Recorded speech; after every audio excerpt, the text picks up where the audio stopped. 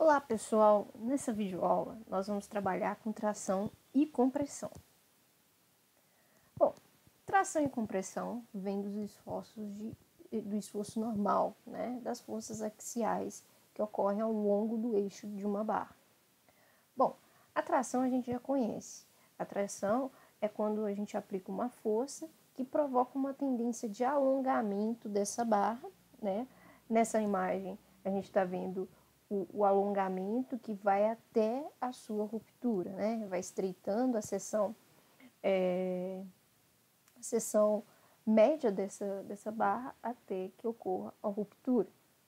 E nós temos a compressão, que nada mais é do que comprimir, reduzir o tamanho da barra, E aí, essa tendência de compressão, de redução dessa barra, provoca uma extensão, um alargamento da sua seção transversal, de forma que ocorra deformações transversais e longitudinais. Além da redução do comprimento inicial dessa barra, a gente também tem o aumento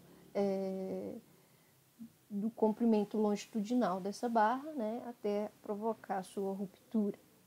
Bom, na verdade esse estudo não é para falar da tração e da compressão, mas é para falar do efeito dessa força nessas barras, que seria o alongamento, Então, vamos falar, mais especificamente do alongamento dessas barras quando solicitadas a uma carga axial, que seria uma carga aplicada no eixo central, no CG dessa barra. Bom, aqui nós temos um exemplo, uma barra onde ela está engastada na sua parte, em uma de sua extremidade. E ela tem um comprimento inicial L. Bom, se eu aplicar uma força de tração, lembrando que se eu tenho um engaste em uma das extremidades,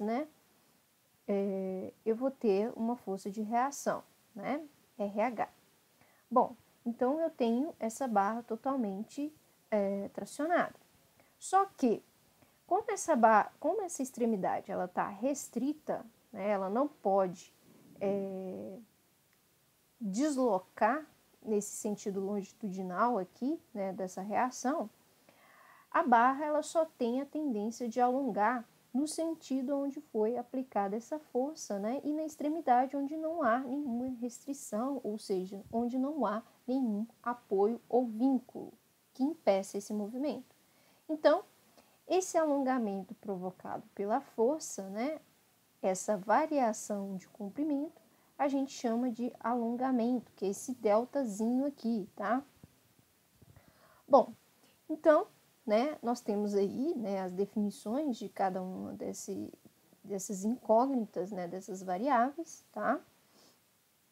E, utilizando a lei de Hooke, tá? Quando a gente tem uma força axial constante, atuando nessa barra, tá? Lembrando que nessas condições, a gente tem o material trabalhando num regime elástico, tá? Fora desse regime, não podemos trabalhar com a lei de Hooke, tá? Mas, sendo essa força uma força constante, e que respeite o regime elástico da peça, a gente pode empregar a lei de Hooke, E nós sabemos que a lei de Hooke é a tensão igual o módulo de elasticidade, esse Ezão aqui, vezes a D formada. Bom, se eu isolar, eu sei que a tensão é força sobre área. Sei também que a deformada ela é dada pela variação do comprimento, o alongamento, dividido pelo comprimento inicial dessa peça.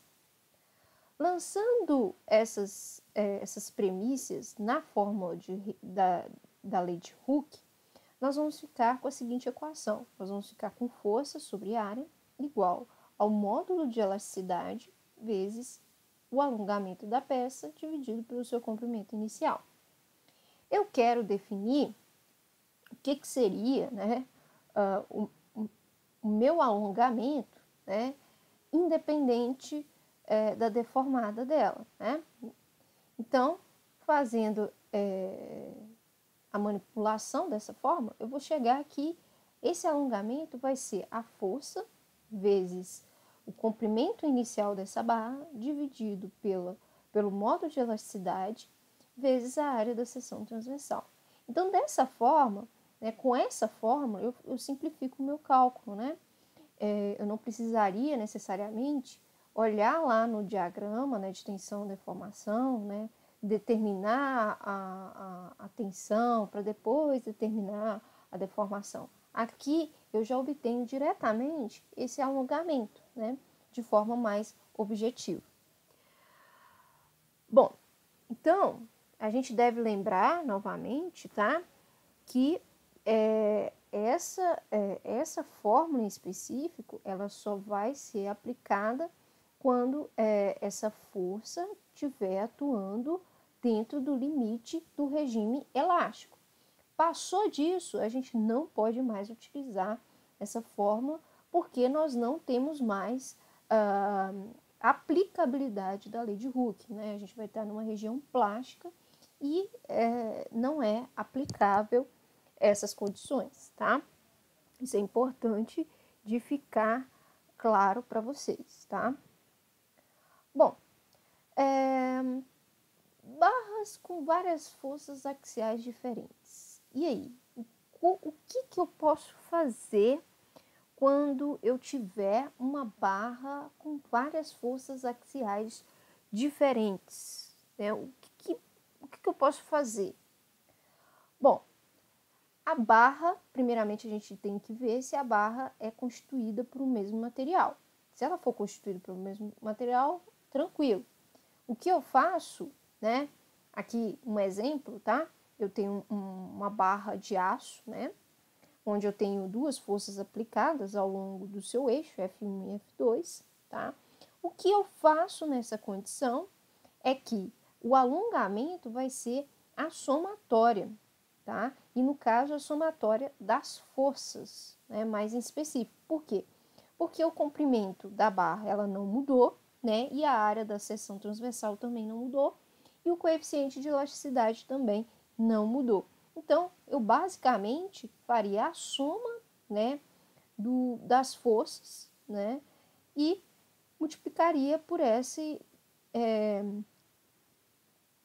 pro restante da equação, né, L sobre E vezes A. Bom, e se a gente tiver uma mudança na área da seção transversal? Bom, se eu tiver uma mudança nessa seção transversal, né, além, né, de aplicar forças diferentes, né, eu vou continuar tendo um somatório, mas aí cuidado, tá? Esse somatório, ele deve ser feito por trecho. Então, se eu tenho esse trecho aqui com uma área X, tá? Com uma área que eu posso chamar área 1, eu faço o cálculo desse alongamento. Se eu tenho um outro trecho com uma área de seção transversal A2, tá? Um exemplo, eu vou fazer o cálculo desse alongamento referente a esse trecho.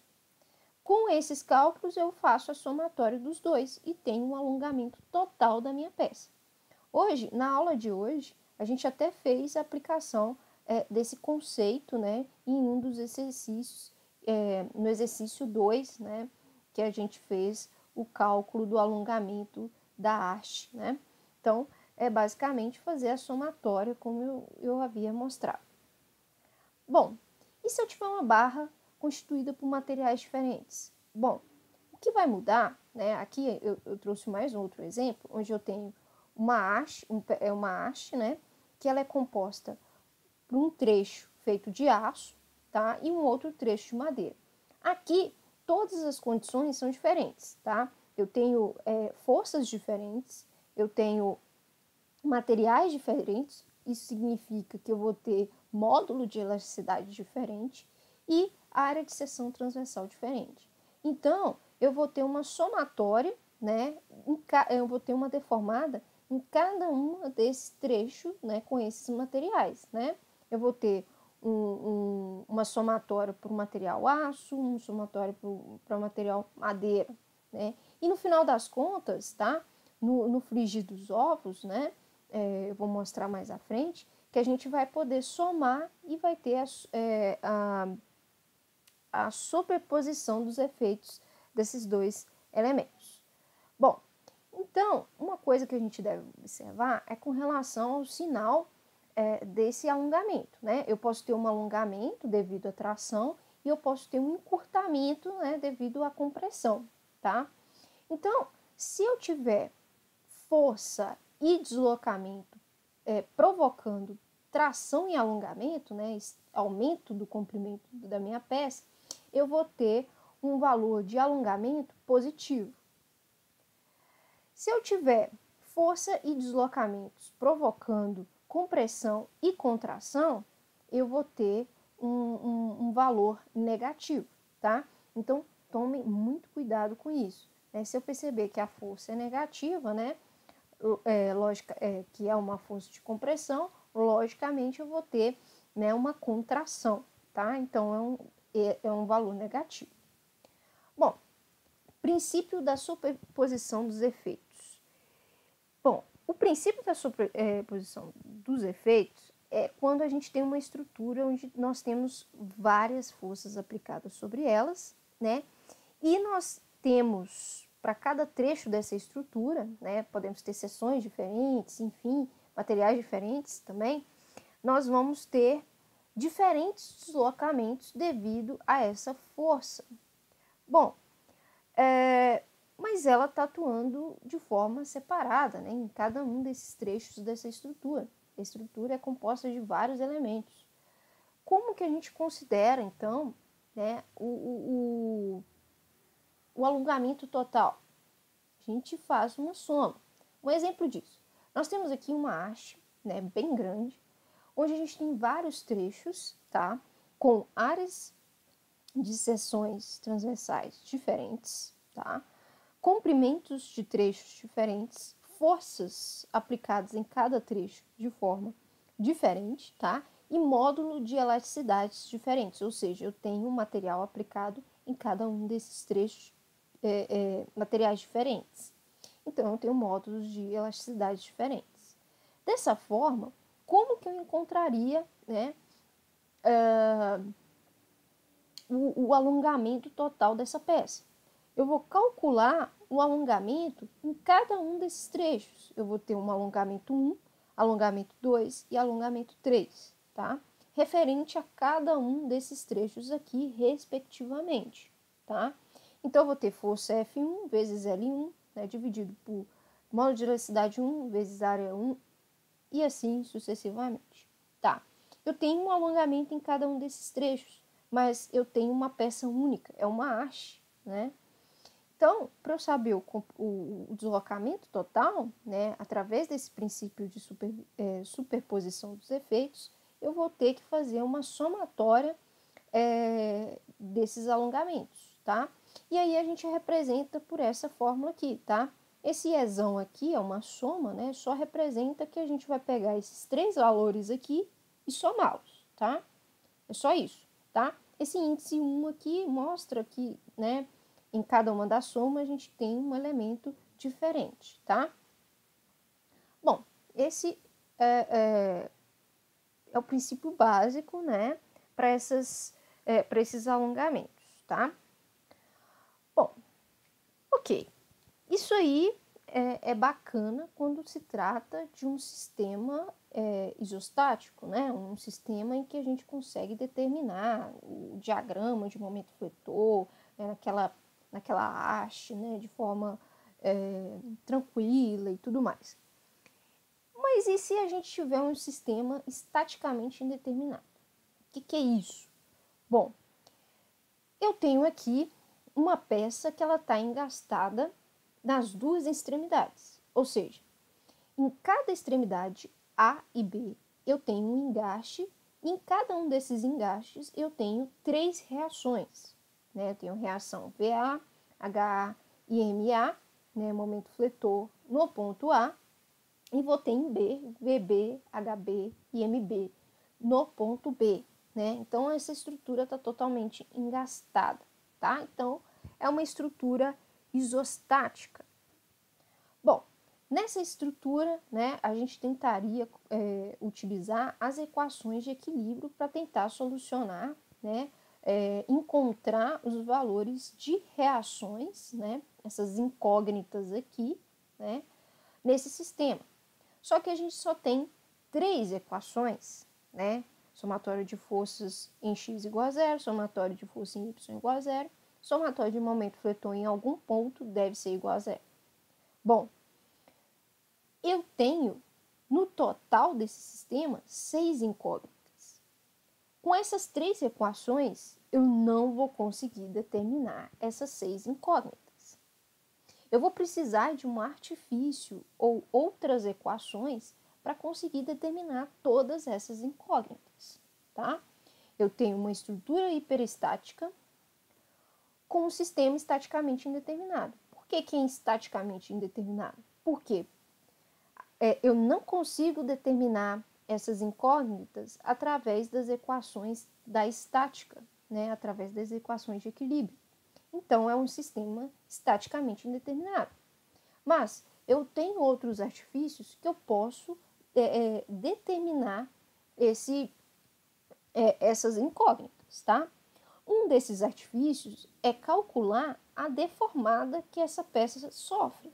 E aí, através dessa deformada, eu calcular essas outras incógnitas. Bom, uma coisa que a gente tem, né, justamente nesses sistemas indeterminados é o efeito da variação da temperatura. Então, vamos lá. Antes de aplicar isso em um sistema indeterminado, vamos entender esse efeito da variação da temperatura. Bom, eu tenho uma barra, tá? Engastada na extremidade A, né? Engastada aqui nessa extremidade. Então, a extremidade B está livre para se movimentar. Bom, eu aplico uma temperatura nessa barra, tá? Aumento a temperatura dela, esquento ela, e aí eu vejo um alongamento nessa barra devido a essa temperatura, tá? Então, eu aplico uma variação de temperatura maior que zero, eu provoco um alongamento devido à temperatura, tá? E aí, né, para eu calcular esse alongamento, né, eu não vou utilizar aquela equação, né, de força, né, vezes o comprimento dividido pelo E vezes A. Não vou usar. Eu vou usar uma equação de alongamento que vai estar relacionado com o coeficiente de dilatação dessa peça e vezes a variação de temperatura, né? E é lógico, né? Vezes o comprimento inicial dessa peça. Então, eu vou ficar com essa equação aqui, ok? Então, eu tenho que a variação do comprimento da temperatura devido a variação do comprimento da temperatura devido, novamente, variação do comprimento da barra devido à temperatura, ela vai ser igual o coeficiente de dilatação, né, dado por alfa, tá? Vezes vezes o comprimento inicial dessa peça, tá? Vezes a variação da temperatura. Bom, esse coeficiente de dilatação, ele é específico de cada um do material. Então, se eu tenho um aço, eu tenho um coeficiente de dilatação térmica. Se eu tenho a madeira, eu tenho outro coeficiente de dilatação térmica. Então, isso é uma propriedade específica do material. Ok, vamos transformar isso em uma deformada, né? Então, a deformada devido à dilatação térmica, ela vai ser dada da seguinte forma. Eu sei que a deformada, né, o epsilon, ela é igual a variação do comprimento da barra dividido pelo comprimento inicial. Substituindo, né, essa variação do comprimento devido à temperatura, nessa fórmula aqui, né, eu vou ter o cancelamento, né, do comprimento, né? E eu vou ficar aqui que a deformação devido à temperatura vai ser a dilatação térmica alfa vezes a variação da temperatura, tá? Então, assim eu consigo determinar essa deformação. Só que uma observação.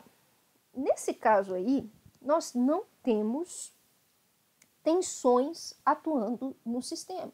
Poxa, por que não se eu provoquei uma dilatação? Não, eu não tenho uma tensão assim, né, clara aí atuando nesse sistema. Tem uma força, né? Bom, então vamos supor a seguinte situação. Vamos supor se minha barra estiver engastada nas duas extremidades. Na extremidade A e na extremidade B. Coloco um engaste. Eu esquento essa barra. Se eu analisasse, né, esse corpo, né, o diagrama de corpo rígido, né, tirando, né, esses apoios, né, eu teria forças, né, tentando comprimir essa barra. Por que tentando comprimir? Porque a temperatura vai tentar expandir a barra. E os apoios, o engaste, né, em A e em B, vai impedir, né, que essa barra estenda, tá? Provocando uma tensão ali nessa barra, por causa dessa temperatura. Ah, professora, a barra vai curvar. Não, eu não estou falando desse mérito, tá?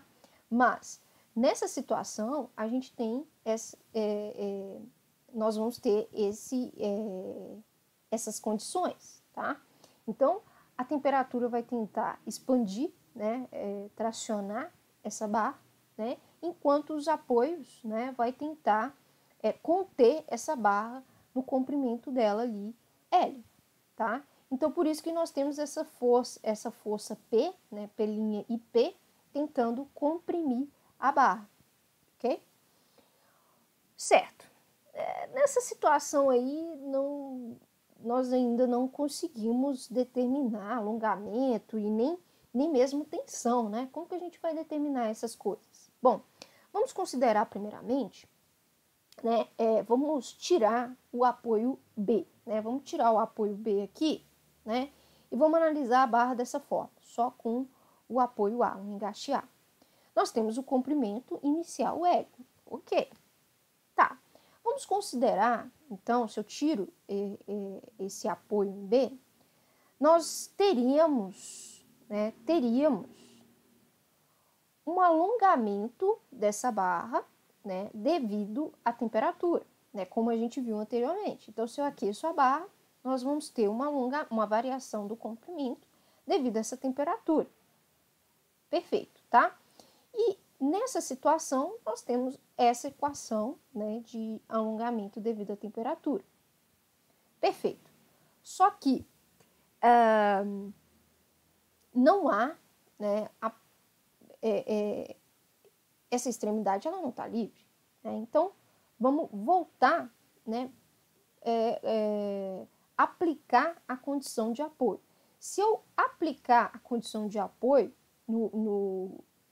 na extremidade B, eu vou ter uma força P, né, que irá tentar impedir, né, esse alongamento, ok?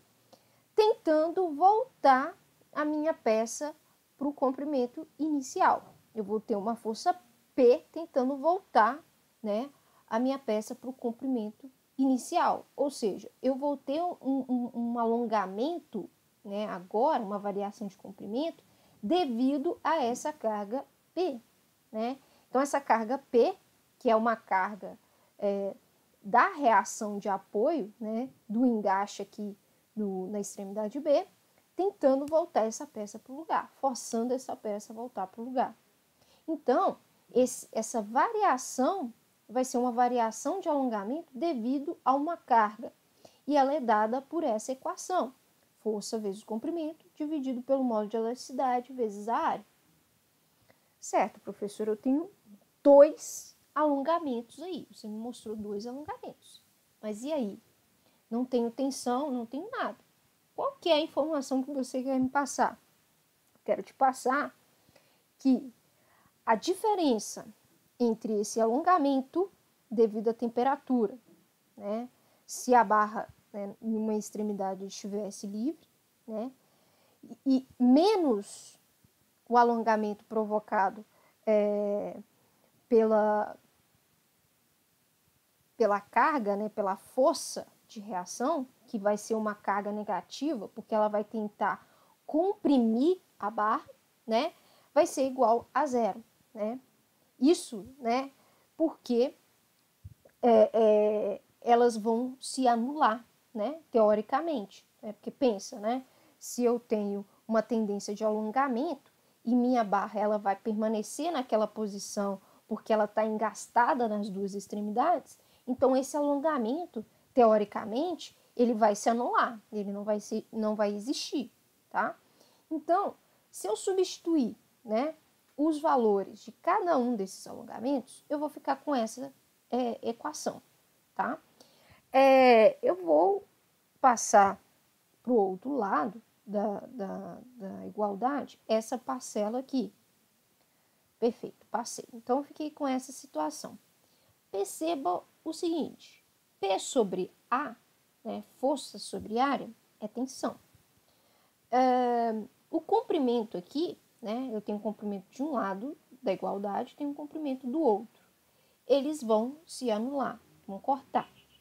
E aí, eu vou ficar que a tensão, ela vai ser igual o coeficiente de dilatação da peça vezes o módulo de elasticidade vezes a variação de temperatura provocada. Então, isso tudo, né, o que vai ocorrer, né, esse choque aí de tentar empurrar e comprimir a barra, né, nesse estado totalmente engastado, eu vou provocar uma tensão devido à variação de temperatura que vai ser dado por essa equação aqui. Com essas equações, tá, a gente vai conseguir obter algumas outras informações, tá, de reação, né, enfim, que a gente vai conseguir obter dessa peça aí, tá? Então, no próximo vídeo, né, na próxima videoaula, eu vou mostrar alguns exercícios aplicando essa forma e mostrando, né, a aplicabilidade dela em sistemas indeterminados, né? Porque esse, por exemplo, né, é um sistema indeterminado. A gente não conseguiria determinar a tensão, né? Porque a gente não teria uma força ali, né? E tudo mais. E com essa tensão, a gente conseguiria determinar essa força, conseguiria determinar a reação de apoio, né? A gente conseguiria determinar o valor de P, né? Então, é algo bem interessante da gente empregar nesses sistemas aí, tá? Mas esse aí é só um caso de variação de temperatura, tá? A gente tem também outras metodologias para determinar um sistema indeterminado, tá? Bom, então, por hoje, né, por este vídeo, né, na verdade, é só. Então, até a próxima aula.